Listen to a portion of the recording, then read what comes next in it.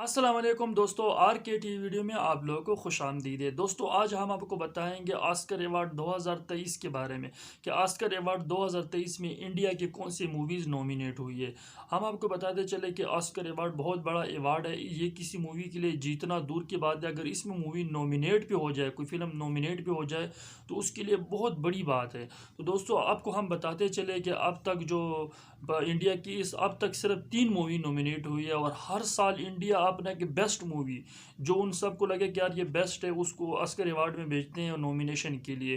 तो अगर हम अब इंडिया इंडस्ट्री के बारे में बताते चले कि यार सिर्फ हिंदी नहीं है जो हम सलमान खान शाहरुख खान या इनकी मूवीज़ देखते हैं हम पाकिस्तानी, जो इंडियन बॉलीवुड इंडस्ट्री इसमें से पंजाबी है, हिंदी है, गुजराती है, मराठी है और बहुत सारे जो लैंग्वेजेस है इन सब को मिला के एक इंडस्ट्री बनती है जिसे बॉलीवुड इंडस्ट्री कहते हैं।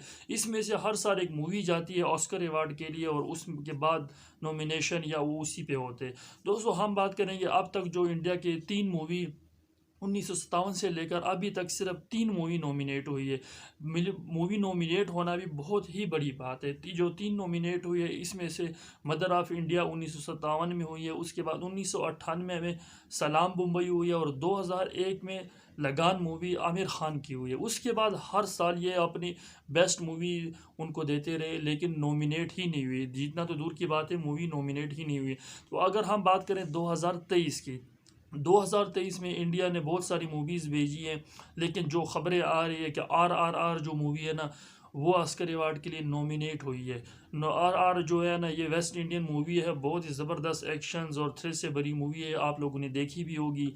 तो कहा जाता है कि ये जो मूवी है ये इसमें से ना ऑस्कर अवार्ड के नॉमिनेशन में आ गई है। तो दोस्तों इसी तरह वीडियोस हमारे देखते लिए हमारे इस तरह रिव्यू जानने के लिए हमारे चैनल को सब्सक्राइब कीजिए, लाइक कीजिए। और ये जो इवेंट है 13 मार्च को होने वाला है, तो जो भी खबर आती है इंशाल्लाह आप लोगों को आगाह करेंगे। अगर चैनल पे नए हैं तो चैनल को सब्सक्राइब कीजिए।